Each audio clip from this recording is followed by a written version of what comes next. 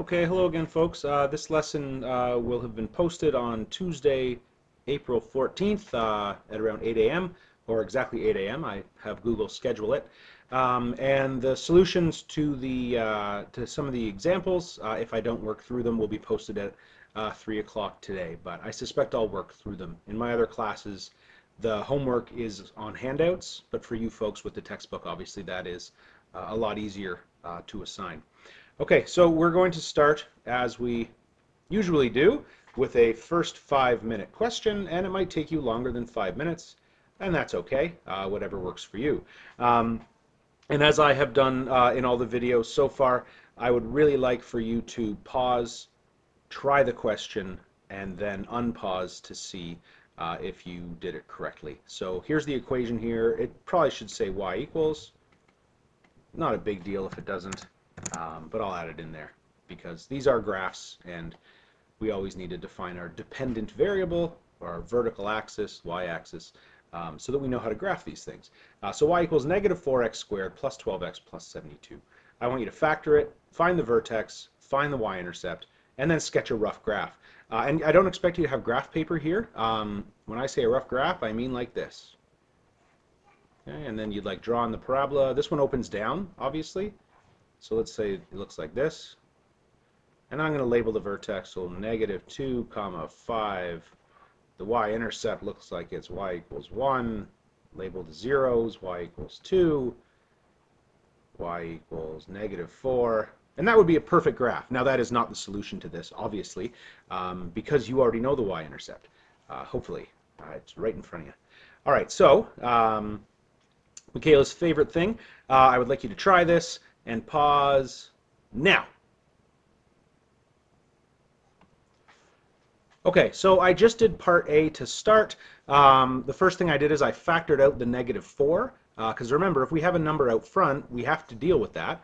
And the best way so far, until today, the only way so far, I should say, is to get rid of that negative 4 by bringing it out front. It is still there. So I divide everything by negative 4. And remember, if I expand back through here, I should get the same thing.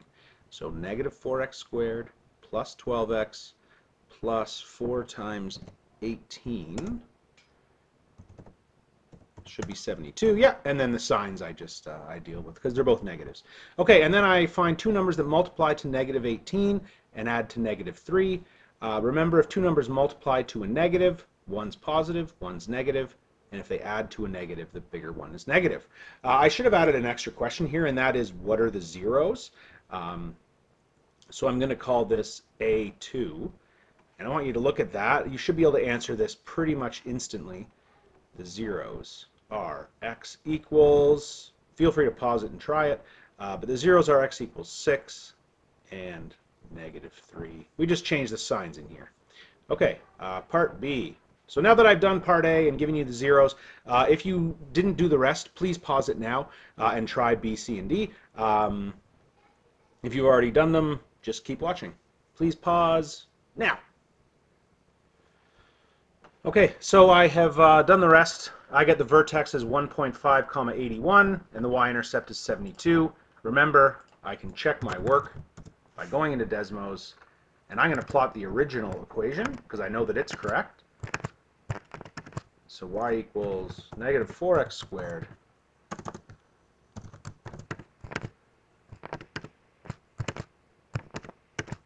plus 12x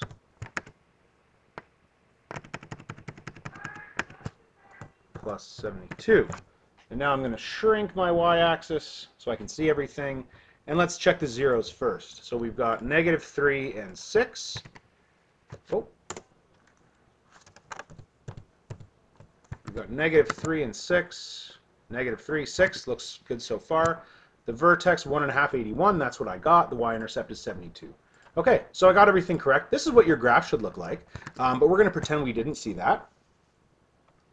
And I'm going to go ahead and do this. So I'm going to create a big thing here. I'll plot the vertex first, 1.5, 81, and I'll just say in brackets here, oh, my pen's being weird, that this is 1.5, 81. Okay, and then I'll put in my zeros. oh, sorry, that's negative 3. So negative 3, let's say it's here.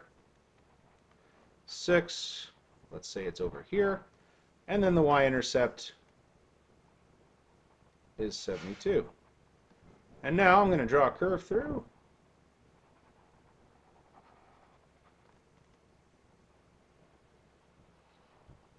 And some of you might have said, oh, you missed your bonus point. And you're right, I did. It would be here. So it's 1.5 from the vertex to here. So it's another 1.5 this way. So this would be 3, 72. And there you have it. There is the answer to the opening question. Okay, hopefully I was recording that. I was. All right, now I have 3 more warm-up questions for you, and they are here. I'm going to shrink them a little bit here. I really encourage you, these aren't on the handout, but I do encourage you, please, to try those. Yeah, they're not on the handout, but I encourage you to try these 3 questions on your own, so pause it and then unpause it. Okay, so if you're going to try them, which again I really hope you do, please pause it now.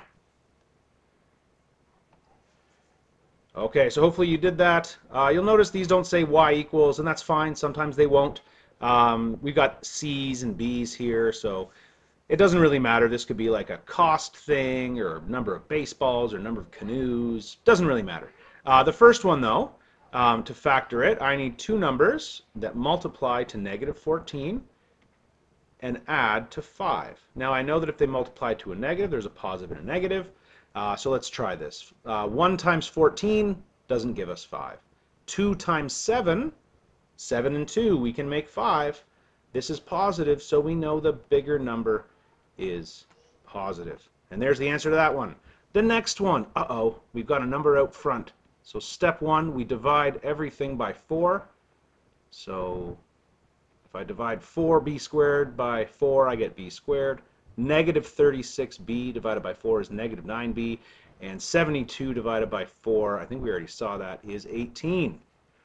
Now, we need 2 numbers. Don't forget that 4. We need 2 numbers that multiply to 18 and add to negative 9. Well, if we have 2 numbers that multiply to a positive, we either have plus plus or minus minus. And if those 2 numbers add to a negative, we must have 2 negatives. So 18 and 1, we can't make 9. 18 divided by 2 is 9. 9 and 2, we can't add or subtract to get negative 9. 18 divided by 3 is 6. So 6 and 3 can definitely make 9 or negative 9 if they're both negative. Okay, last one. The first thing we have to do, we have this 3 here, so we divide everything by 3. So we get x squared plus, what? 11 over 3. 11 over 3. 11 divided... Okay, so obviously we don't want that. That's nasty. So I guess I'll just write 11 over 3x. And then 6 divided by 3 is 2. So we need 2 numbers that multiply to 2 and add to 11 over 3. I don't know. I mean, I do, but you don't know how to do it yet. So this is what today's lesson will address. So far we've had really nice, neat, tidy quadratics that if we divide a common factor, we can end up with an x squared or a b squared. Or right from the start, we just have a c squared or an x squared or whatever. But in this case, it doesn't work. We end up with this ugly, ugly thing here. And we can't do it. 11 doesn't divide evenly into 3, or 3 doesn't divide evenly into 11, pardon me, so it doesn't work. So today will be kind of the last new lesson, in a way, in quadratics. Tomorrow we'll do special cases, but you'll see that that's nothing new. So, without further ado, we will begin today's lesson. First, again, this is not on your handout. I encourage you to pause and expand these, just so you can be sure that you can do the stuff from our previous unit. So feel free to pause now. Okay, hopefully some of you expanded this, so we get 6x squared plus 2x minus 15x minus 5. And of course we collect our like terms and we get 6x squared minus 13x minus 5. And then for this one, we get 8x squared minus 12x plus 2x minus 3. We collect our like terms, and we get 8x squared minus 10x minus 3. Now, what does this have to do with factoring, you might ask? Well, what I would like you to notice is that this is our standard form, this is our factored form, and we need to go from here back to here. So we need to figure out what all 4 of these numbers are. But there's this intermediate step that happens that you have to kind of imagine. You have to kind of backtrack through this middle step in order to factor it. And the same with this one over here. So first, let's take a look at some relationships. When we're done, this a, remember this is ax squared plus bx plus c. I'm not sure why I used capital letters, but it's not a big deal. So this is a. A is 6, okay? And then our c is negative 5. Those are the easy ones, I think, to deal with to start. So let's look back at the original. We know that this first number is going to be these 2 numbers multiplied together. 2 times 3 is 6, and that works. And this last part is going to be, let me change the color, this will be purple. This negative 5, this c, is going to be these 2 numbers multiplied together. So you might think, well, all we need to do is find 2 numbers that multiply to 6, those will be the first 2, and 2 numbers that multiply to negative 5, and those will be the last 2. But what happens is you end up with a lot of different numbers. So 6, you could have 1 and 6, negative 1 and negative 6, 2 and 3, negative 2 and negative 3. Then the only answer that's going to work is 2 and 3. And at the same time, for negative 5, you could have negative 5 and 1, which would be correct, or 1 and negative 5. So you end up with a whole lot of possibilities. And you've got to figure out which possibility is correct for both. Okay, so how do you do that? Well, what I would like you to do now is look at, I'm going to highlight it here. Look at this part here. Okay. And look at this number and this number. Okay. And then look at this part here. And look at this number and this number. So look at this top part, and then separately look at this bottom part, and then look at this top part, and separately look at these 2 bottom parts. And I want you to tell me, or tell yourself, I guess, or check in with a friend on text if you're watching this together. I don't know. I don't know how you're doing this. But I would like you to try to figure out the relationship between these and these. And that same relationship will exist here as it does here. Okay, so if you're going to try that, you don't have to try this one. If you do, I think you'll be pleasantly surprised that you might figure this out on your own. So give that a shot. Okay, try it now. All right, so you may have figured out that in this case, if you multiply 2 times negative 15, you're going to get negative 30. And if you multiply 6 times negative 5, you're going to get negative 30. Now maybe that's a coincidence. Let's check the next one. Negative 12 times 2 is negative 24. 8 times negative 3 is also negative 24. I don't think it's a coincidence, and I'm going to tell you that it's not. And if you really played around with the expansion of these things, and you probably have time, you might start to see why that actually does work, and it's kind of neat. But I'm not going to go into it now. It's a little bit complicated, and honestly, it's not necessary for everybody either. Okay, now what I want you to do, you figured out that these 2 numbers multiply to the same as these 2. What you also might notice is that when you add these 2 numbers, you get this middle number. So basically, and this is kind of the lesson for today, and I'm going to make it more formal shortly, we need to find 2 numbers that multiply to A times C. I'm going to make that a better symbol. A times C, and add to B. Okay, so let's take a look at what that means. 2 numbers that multiply to A times C. So in this first example here, A times C is negative 30, and B is negative 13. So we need two numbers that multiply to negative 30 and add to negative 13. So let's try that out. Negative 30 could be 1 and 30. I can't make 13. 2 times 15, I can make 13 with 2 and 15. I know that they multiply to a negative, so it's either going to be plus 15 and minus 2, or it's going to be minus 15 and plus 2. And the question is, which of these pairs adds to negative 13? And the answer is this one. Now I want you to look up here and see that negative 15 and 2 were there. They were there when we expanded this thing. Again, not a coincidence. So over here, A times C is negative 24. 8 times negative 3. And B is negative 10. We need two numbers that multiply to negative 24 and add to negative 10. So we need a plus and a minus. 24 and 1 don't make 10. 24 divided by 2 is 12. 2 and 12 make 10.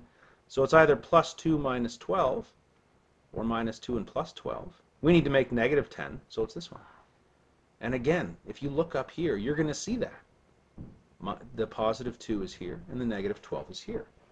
So this method, and I'm going to launch into the handout now, is called decomposition.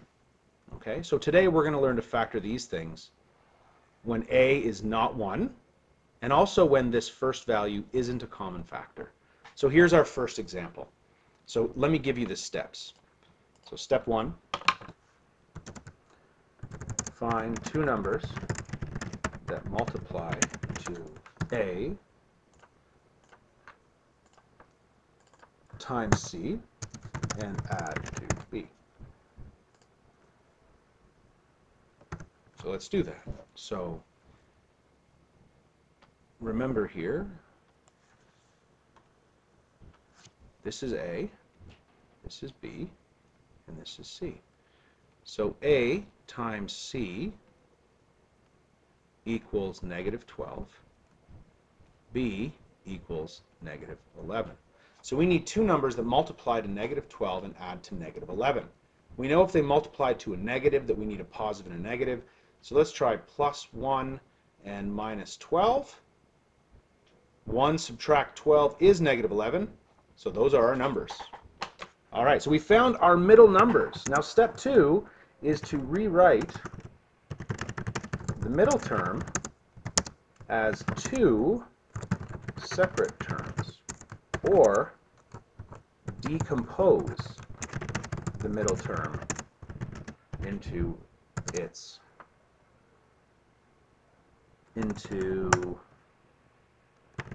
the two numbers found in step 1. That sounds very complicated, but if you watch, you will see that it is not. So now what we're going to do is we're going to rewrite the original thing, 3n squared.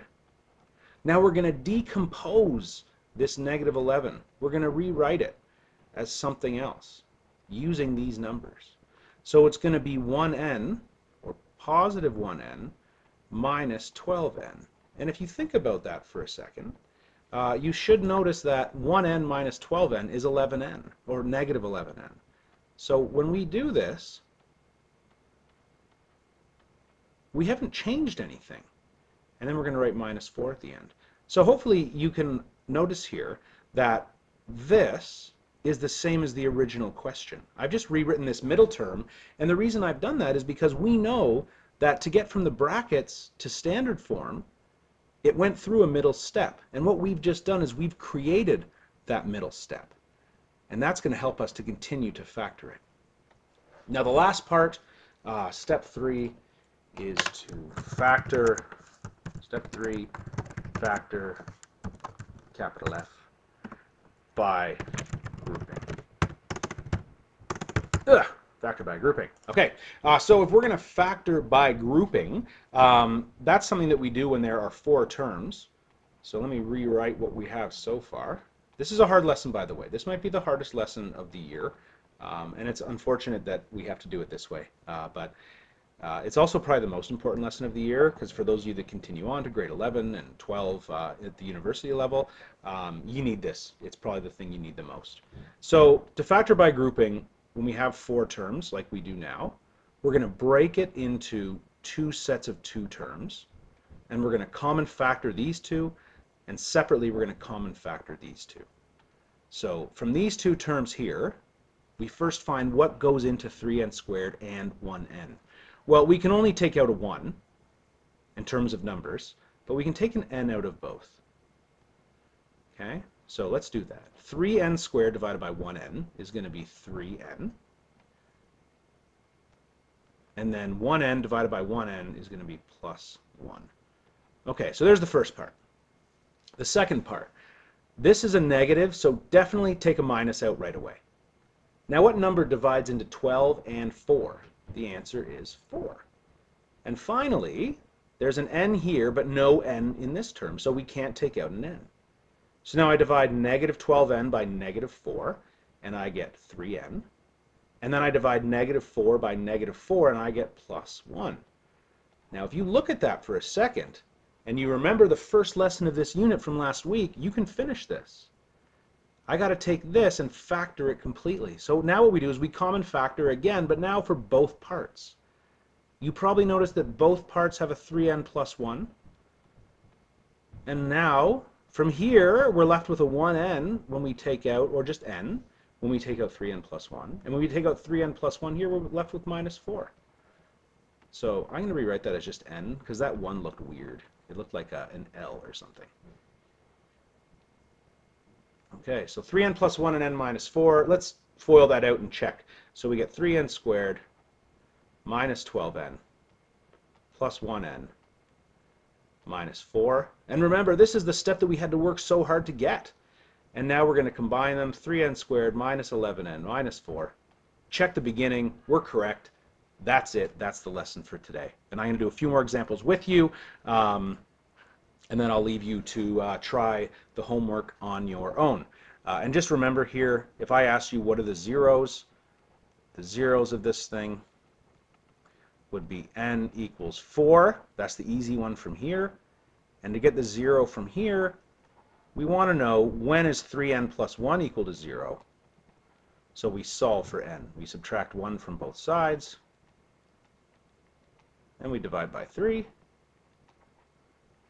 and we get n equals negative 1/3. So the zeros are 4 and negative 1/3. And of course, looking at this, there's a shortcut to do that in your head, but some of you like the long way, and so I have included it. Okay, let's check the next example. This is a long lesson today. I'm sorry for that, but it's a big one. All right, so now we're asked to factor this. So step 1, always do what we learned previously. Can I divide all 3 of these numbers by 4? The first one, definitely. 16, yeah, that'll work. The 15 doesn't divide, so we have to do this. Decomposition. A times C is 60. B is negative 16. We need to find 2 numbers that multiply to positive 60 and add to negative 16. Remember, if 2 numbers multiply to a positive, they're either plus plus or minus minus. In this case, because they add to a negative, they must be minus minus. So I go to the calculator. And I do 60 divided by 1. 60 and 1, I cannot make 16. 60 divided by 2. 30 and 2, can't make 16. 20 and 3, no. 60 divided by 4 is 15, and 4 doesn't work. 60 divided by 5 is 12. 12 and 5 don't make 16. 60 divided by 6, is 10. So my numbers are 10 and 6, but they are negative 10 and negative 6.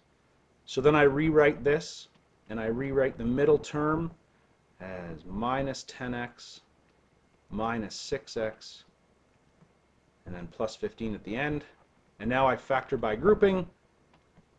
Out of 4x squared and minus 10x, I can get a 2 and an x, and I'm left with 2x if I divide 4x squared by 2x. Negative 10x divided by 2 is going to be minus 5. This is minus, so I take a minus out. 6 and 15, I can take out a 3, and I'm left with negative 6 divided by negative 3 is 2. X divided by no x, the x stays. 15 divided by negative 3 is negative 5. And hopefully you can look at this and see, oh look, the brackets are the same, so that means that we are correct. So 2x minus 5 and 2x minus 3. And if you multiply that out by FOILing, you'll get the same thing. The zeros in this case are going to be x equals 5 over 2 and 3 over 2. And graph it in Desmos to check. Example 3. At this point, I've done 2 with you. I really encourage you to pause it and try examples 3 and 4. Number 5 is tricky, so you might want to wait for me on that one. But if you're going to try 3 and 4 without me, pause now. Okay, here we go. A times C is 2 times negative 12, which is negative 24. B is 5. So 2 numbers that multiply to a negative, we need a plus and a minus. So I go to the calculator, and 24 divided by 1, I can't make 5. 24 divided by 2 is 12. 2 and 12 can't make 5. 24 divided by 3 is 8. 8 and 3, I think I can make 5. I know there's a plus and a minus, so it's either plus 8 and minus 3 or negative 8 and plus 3. Now, which one of those gives plus 5? Well, that would be this one. So I rewrite this as 2c squared plus 8c minus 3c minus 12. And now I factor by grouping. The first 2 terms, I take out a 2 and a c, and I'm left with 2c squared divided by 2c is c. 8c divided by 2c is going to be plus 4. This is negative, so I take out a negative. 3 divides evenly. I can't take a c out of both because 12 doesn't have one. C plus 4. If this works, these brackets will be the same, and they are. So c plus 4 and 2c minus 3. The zeros are c equals negative 4 and 3 over 2. Okay, last example before the hard one. Again, I'm hoping that you would have tried this on your own by now. So a times c is negative 12. That's 2 times negative 6. And b is positive 1. So I need 2 numbers that multiply to negative 12 and add to 1. 1 and 12? No. 2 and 6? No. 3 and 4? That'll work. I have a positive 1 here, so I know that I need plus 4 and minus 3. So I rewrite it, and I decompose the middle term into its 2 parts. Now, some of you are probably wondering right now, if I write these numbers in a different order, is it still going to work? And I would say, yeah. I have not come across a case where it doesn't work if the order is different. Your process will look a little different because your common factoring will change, but your final answer should be the same. All right, so out of the first 2 terms, I can take a 2 and an x. I'm left with x plus 2. That's negative, so I put a negative. I can take 3 out of both. Negative 3x divided by negative 3 is positive x. Negative 6 divided by negative 3 is plus 2. And again, it works. The brackets are the same, so I get x plus 2 and 2x minus 3. And again, the order of the brackets doesn't matter. I've made it a habit of saying what the zeros are. Negative 2 and 3 over 2. Okay, so those are the ones I was hoping you did on your own. I don't expect that you did this one here. Okay, so this is tricky. So I'm just going to start. I'm going to pretend that I'm factoring it. So a times c is going to be k times 2, or 2k, and b is going to be 5.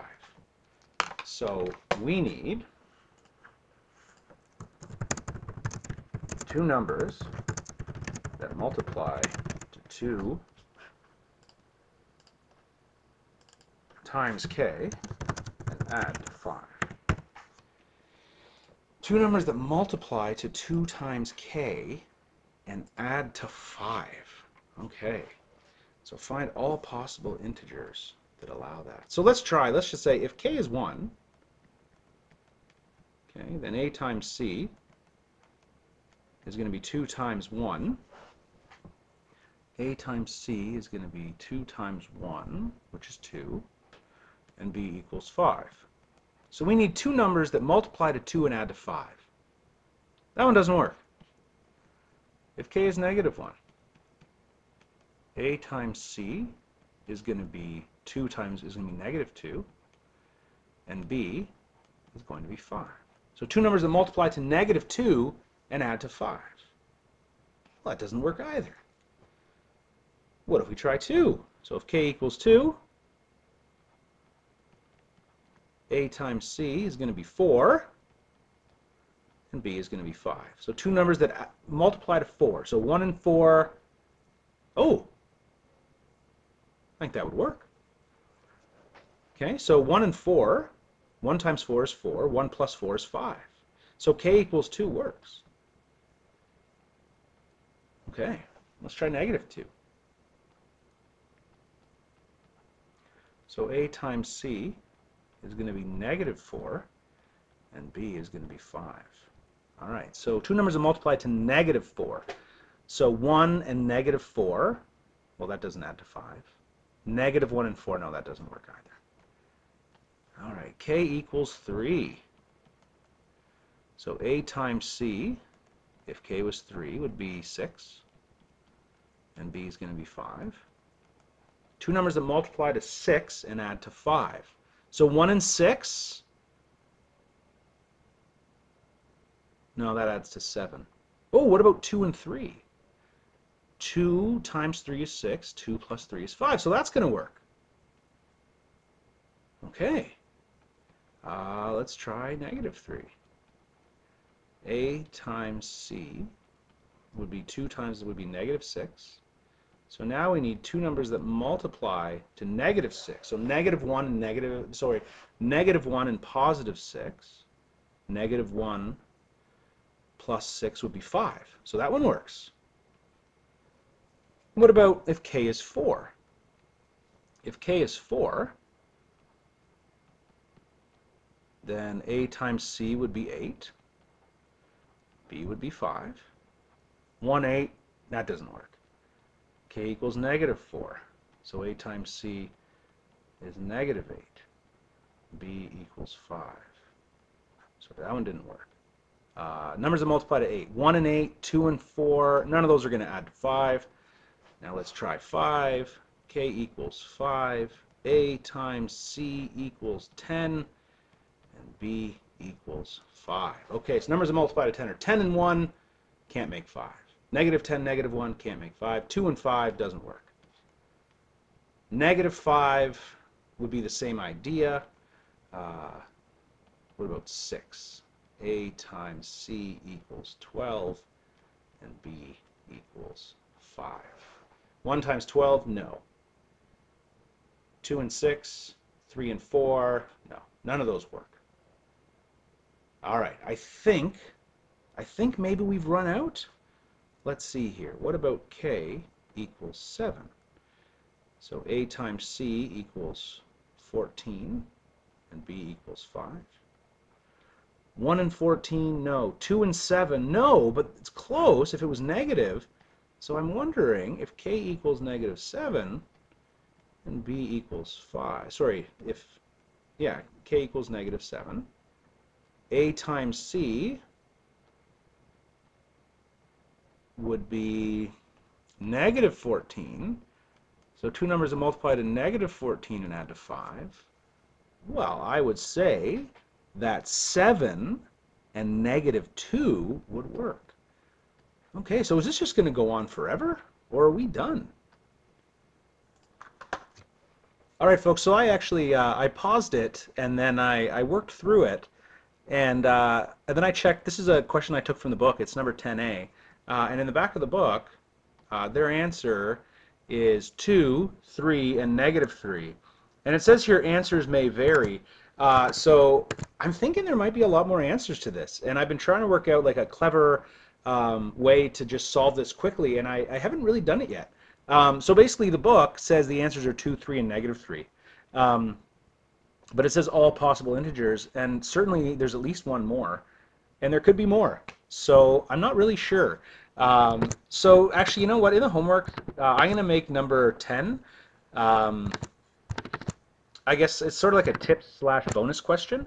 So if you can find 2 or 3 integers, that's great. If you can find a way to get all of them every time, that would be very, very cool to see. So I just want to let you know this is a long lesson, obviously. Hopefully, if you're able, you sort of made it go faster to save some time. We only have one more real new lesson to go. And like I said, it's kind of review, and it will be quick. Okay, so I might only post 2 things this week. We'll see. We'll see how it goes. But your homework is here, page 223, 5 to 7, 9, 10 BC. I just did 10A, and number 11. So good luck. You might need to watch some of this stuff a couple of times. It's tricky stuff, but practice. Ask for help. You can look up Khan Academy. He does excellent stuff. This is called Factoring by Decomposition.